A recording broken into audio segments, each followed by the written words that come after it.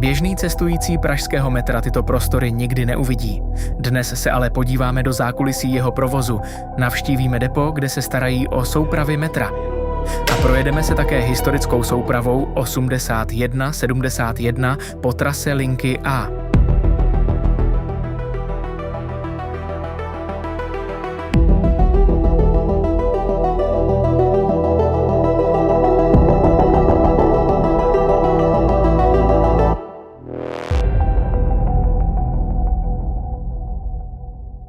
Dnes se vydáme na další akci zážitkové turistiky dopravního podniku hlavního města Prahy. Tentokrát nás čeká jízda historickou soupravou 8171 na trase A. Souprava, která ještě před několika lety tvořila běžný provoz pražského metra, se dnes vrací už jen při speciálních jízdách. Pojďme se tedy podívat, jak tato akce probíhala. Prvním navštíveným místem bylo takzvané malé depo. Zde nám byly představeny speciální vozidla nezávislé trakce, která slouží především k údržbě a obsluze tratí pražského metra. Dozvídáme se také, k jakým činnostem jsou tato technická vozidla využívána při výluce provozu metra. Kdysi dávno, když se otvíralo metro v 74. 5. roce, tak naši politici chtěli se svést metru. My jsme tenkrát neměli nic, tak jsme jenom přimontovali na vozejk sedačky, takové řady, někdy tam ještě máme. A s tím oni vyjeli do tunelu, ale jelikož tam asi někdo z nich nastyt, tak přišel požadavek, že by se to mělo nějak zavřít. Tak jsme v 76. jsme tohleto vyrobili sami. A od té doby to funguje, od té doby se v tom svezli všichni prezidenti, kteří o to projevili zájem.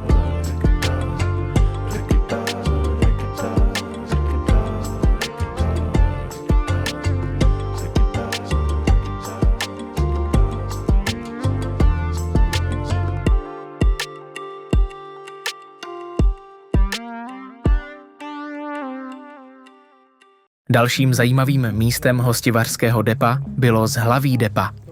Zde nám průvodce vysvětlil princip přívodní kolejnice a její napětí.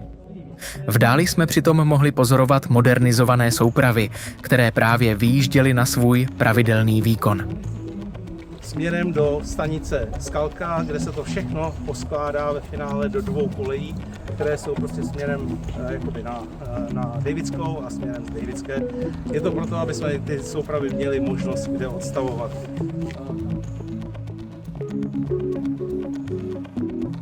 Při dalších toulkách depem jsme se zastavili u takzvaného kontrolního rámu. Tento rám má přesné rozměry tunelu pražského metra. Právě zde se kontroluje, zda vozidla s nákladem nepřekračují povolený profil a mohou bezpečně projet tunelem. O kousek dál se nachází také čerpací stanice pro vozidla s naftovým pohonem.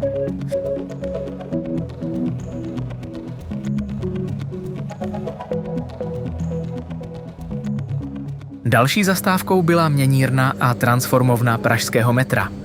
Právě zde se elektrická energie připravuje pro provoz vlaků. Do metra přichází střídavé napětí z městské sítě. Transformátory jej upraví a měnírna jej následně převádí na stejnosměrný proud. Ten je pak o napětí přibližně 750 V přiváděn do přívodní kolejnice. Z ní si soupravy metra odebírají energii pro svůj pohyb v tunelech. Pokud se vám video líbí, budeme rádi za odběr kanálu. Podpoříte tím vznik dalšího obsahu z prostředí pražského metra. Teď už se ale přesouváme do velkého depa. Právě zde se opravují a deponují modernizované soupravy typu 8171M. Ty vznikly rekonstrukcí původních sovětských souprav 8171, se kterou se za chvíli také projedeme. Délka haly je přes 200 metrů a tuhle dílku využíváme proto, aby jsme odstavili soupravy, dvě soupravy za sebou, říkáme tomu první pozice, druhá pozice. Tato část haly konkrétně se věnuje nebo je věnována spíš jako střední údržbě.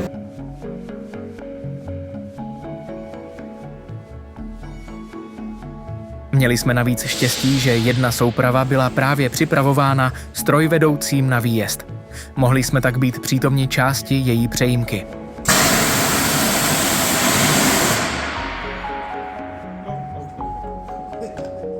Průvodce nám následně popsal i každodenní provoz tohoto depa. Depo Hostivař zajišťuje provoz pro přibližně 40 souprav metra, které denně vyjíždějí na trasu A. V případě mimořádné situace, kdy musí strojvedoucí v tunelu vystoupit do kolejiště, musí mít u sebe takzvanou přenosnou zkratovací soupravu. Nejprve požádá vlakového dispečera, který společně s elektrodispečerem zajistí vypnutí napájení přívodní kolejnice. Teprve poté může strojvedoucí vstoupit do kolejiště a zkratovací soupravu použít. Ta slouží jako bezpečnostní pojistka, která zabrání tomu, aby byla přívodní kolejnice omylem znovu pod napětím. V této části depa, kde jsou soupravy pouze odstaveny, se nacházejí 2 soupravy, které stojí za pozornost. První z nich, na kterou se právě díváme, je úplně poslední dodaná modernizovaná souprava pro pražské metro. Nese označení 3904 a byla vyrobena ve Škodě Transportation v Plzni. Zajímavostí tohoto vozu je, že byl původně vyroben jako vložený vůz soupravy. Za pozornost stojí také souprava číslo 3339. Právě tato souprava patří mezi 2, které zůstaly uvězněné ve stanici Florence během ničivých povodní v roce 2002. Tehdy voda zaplavila velkou část pražského metra a soupravy zde zůstaly celý měsíc a půl zcela pod vodou. Přesto se tuto soupravu nakonec podařilo zachránit. Dodnes jí připomínají 2 modré vlnky, které jsou umístěny v levé horní části vozu. Mnoho návštěvníků se také ptalo, jak je to s potahy sedadel v soupravách metra. Ty se pravidelně čistí v několika úrovních údržby. Sedadla jsou každý měsíc důkladně vysávána. Zhruba jednou za 2 měsíce pak potahy procházejí hlubším čištěním.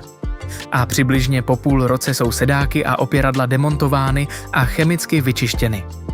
Cestující tak nemusí mít obavy, že by seděli na dlouhodobě neudržovaných sedačkách.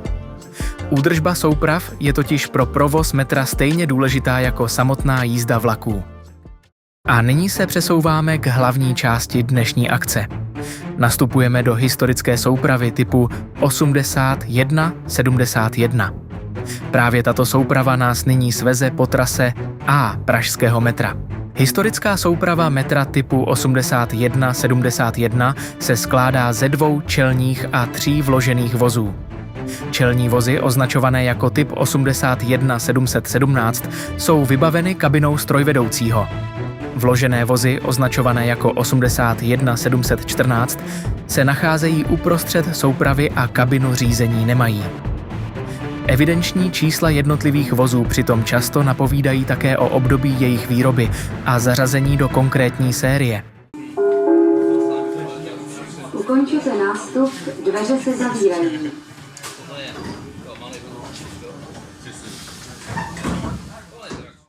Po celou dobu jízdy nám byli k dispozici průvodci, kteří vám rádi zodpověděli vaše dotazy. Po skončení jízdy jsme se mohli obrátit také na posádku strojvedoucích. Soupravy tohoto typu byly vyráběny v Mytiščinském strojírenském závodě nedaleko Moskvy. Pro první trasu pražského metra, linku C, byly původně dodány vozy typu EČS. Ty byly pro provoz na této trase dostačující. Plánovaná trasa A byla však technicky náročnější a měla také větší sklony. Použití vozů typu E zde proto nepřipadalo v úvahu.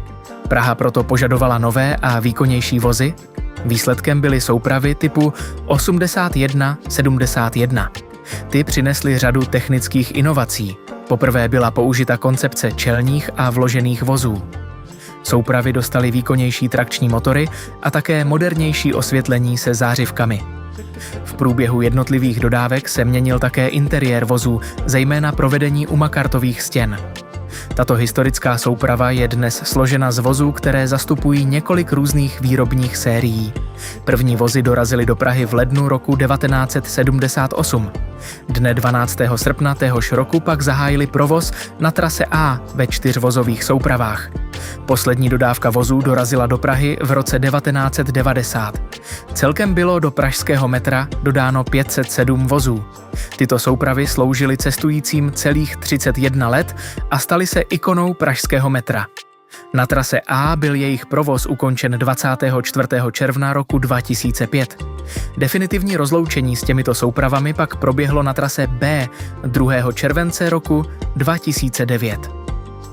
Pojďme se nyní věnovat samotné jízdě. Při každém výjezdu z depa na trať se musí strojvedoucí ohlásit vlakovému dispečerovi. K tomu slouží rádiostanice VKV.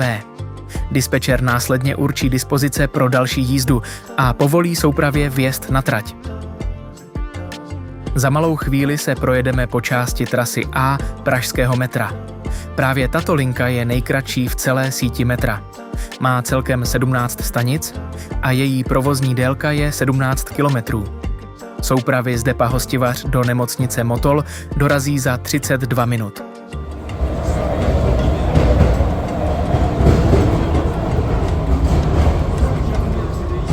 Stanice Strašnická měla mít původně i druhý vestibul. Ten však nakonec nebyl realizován. Druhý úsek trasy A byl uveden do provozu 19. prosince roku 1980. Měří přibližně 3 kilometry a obsahuje 3 stanice. Stanice Želivského byla poté po dobu 7 let konečnou stanicí. Před stanicí Náměstí Míru se nachází kolejová spojka mezi oběma traťovými kolejemi. Ta sloužila k obratu vlaků v době, kdy stanice byla konečnou. Náměstí Míru je zároveň nejhlubší stanicí pražského metra. Nachází se 53 metrů pod úrovní Korunní ulice. Eskalátorový tunel zde měří 87 metrů. Za touto stanicí se nachází kolejová spojka mezi trasou A a trasou C. Ta byla až do roku 1985 denně využívána pro přejezdy souprav, které byly deponovány v depu Kačerov. Stanice Muzeum se stala první přestupní stanicí pražského metra.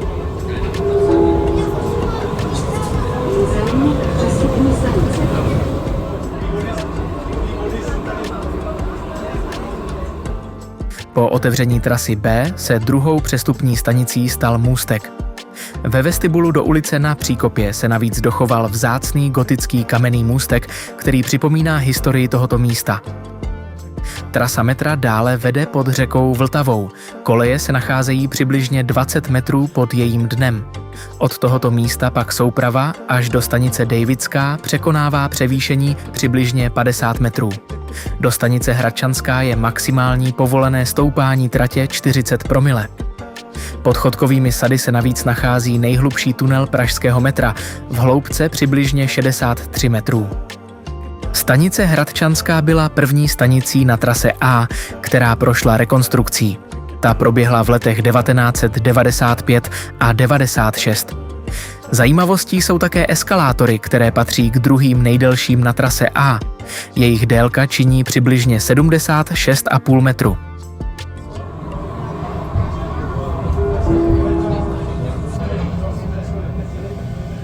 Leninova, konečná stanice. Stanice Dejvická nesla původně název Leninova. Byla tak jedinou stanicí s ideologickým názvem. Po roce 1989 byla přejmenována na dnešní Dejvickou. Za zmínku také stojí, že stanice není od roku 2015 konečnou stanicí.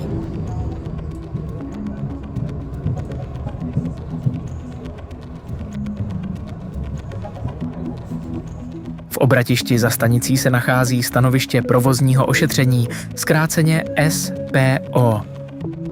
Právě zde se prováděly pravidelné kontroly a drobné opravy souprav. Důvodem byla předepsaná prohlídka označovaná jako P0, která se prováděla v intervalech přibližně 8 až 12 hodin. Proto musel být v kolejišti vybudován servisní kanál. V případě závažnější poruchy musela souprava odjet k opravě do depa Kačerov. A nyní si už vychutnejte ničím nerušenou jízdu zpět do depa Hostivař.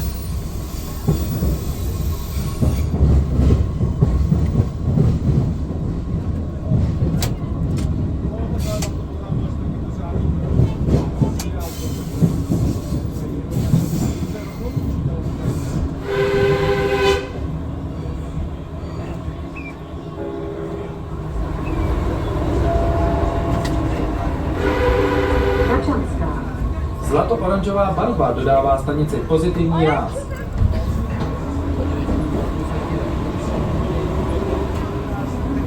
Malostranská. Tato dozelená laděná stanice leží 32 metrů pod terénem.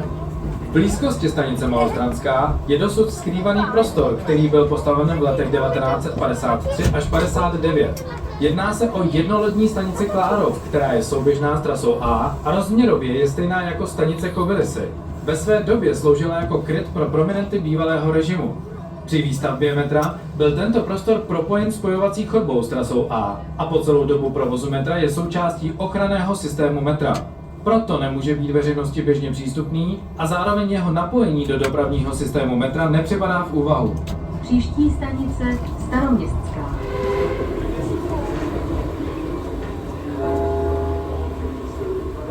Staroměstská. Stanice leží 29 metrů pod Kaprovou ulicí a kombinaci barev hliníkových pásů tvoří červená s růžovou. Příští stanice Můstek. Přestup na trasu B. Můstek. Přestupní stanice. Žlutozlatá barva této stanici přímo sluší. Architektura sloupcové konstrukce dělá stanici prostorově nejúčinnější a umožňuje optické i provozní propojení nástupišť s přestupními eskalátory. Stanice Můstek je 30 metrů pod spodní částí Václavského náměstí. Příští stanice Muzeum. Přestup na trasu C. Muzeum. Přestupní stanice. Typickou barvou této přestupní stanice je žlutohnědá. Velmi zajímavým faktem je umístění stanice Muzeum, které se muselo vtěsnat do úzkého koridoru mezi budovou muzea a bývalého federálního shromáždění a je v hloubce 34 metrů pod začátkem Vinohradské třídy. Trať pak dále musí podjet Vinohradské železniční tunely a stoupat k náměstí Míru. Příští stanice Náměstí Míru. Vpravo ve směru jízdy při zpětném pohledu máte znovu možnost vidět kolejové napojení traťové spojky C s Ačkem. Tentokrát je to propojení prvních traťových kolejí obou tras, které je dlouhé 890 metrů. Ačkové soupravy tímto směrem 7 let najížděly do svých oběhů trasy A z depa Kačerov a Cčkové soupravy tudy 9 let odstupovaly na odstavení do depa Hostivař. Dnes je spojka využívána už jen manipulačně pro potřeby přejezdu souprav mezi depy. Náměstí Míru. Charakteristická barva stanice Náměstí Míru je modrá a dodnes svou hloubkou 53 metrů drží prvenství nejhlubší stanice metra v Praze. Celková dispozice stanice umožňuje, aby v budoucnu byla přestupní stanicí s novou trasou D. Příští stanice Jiřího z Poděbrad.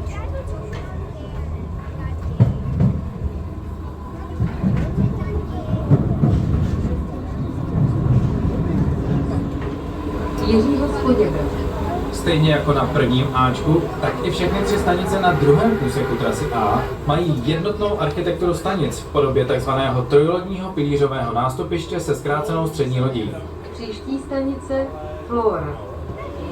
Želivského. Stanice je 27 metrů pod terénem, má hnědožlutou barvu. Vlevo ve směru jízdy můžete vidět obratovou kolej, která sloužila k obratům vlaků, kdy stanice Želivského byla konečnou. Kolej, po které právě jedeme, byla v té době využívána k odstavení souprav metra a deponovaly na ní 2 soupravy za sebou. Stejným způsobem byla využívána i kolej v opačném směru. Příští stanice Strašnická.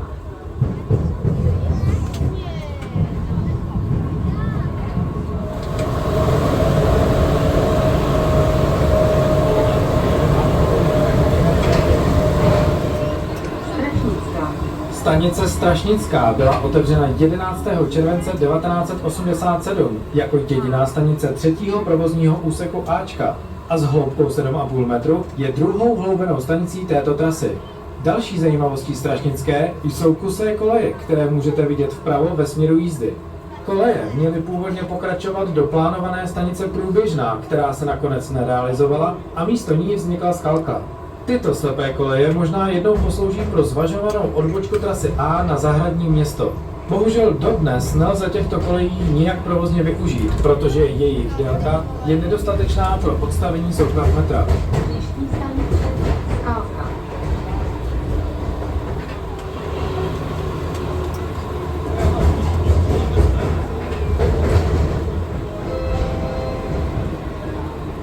Vlevo ve směru jízdy je spojovací kolej pro obrat vlaku před stanicí, protože stanice Skalka nemá klasický obrat za stanicí. Skalka, Skalka je třetí hloubenou stanicí Ačka a proto je mělce uložená v hloubce pouhých 9,5 metru. příští stanice Depo Hostivař.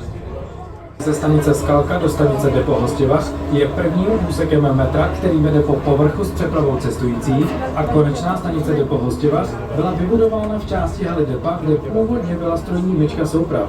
Dodnes je tento úsek i stanice nepřekonanou raritou pražského metra.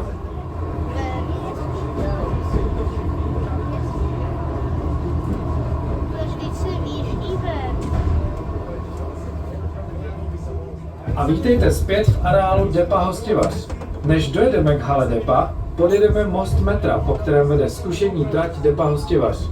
Svou délkou 2 km je nejdelší zkušební tratí metra a původně byla propojena se železniční vlečkou, která pustila do železniční stanice Praha Hostivař.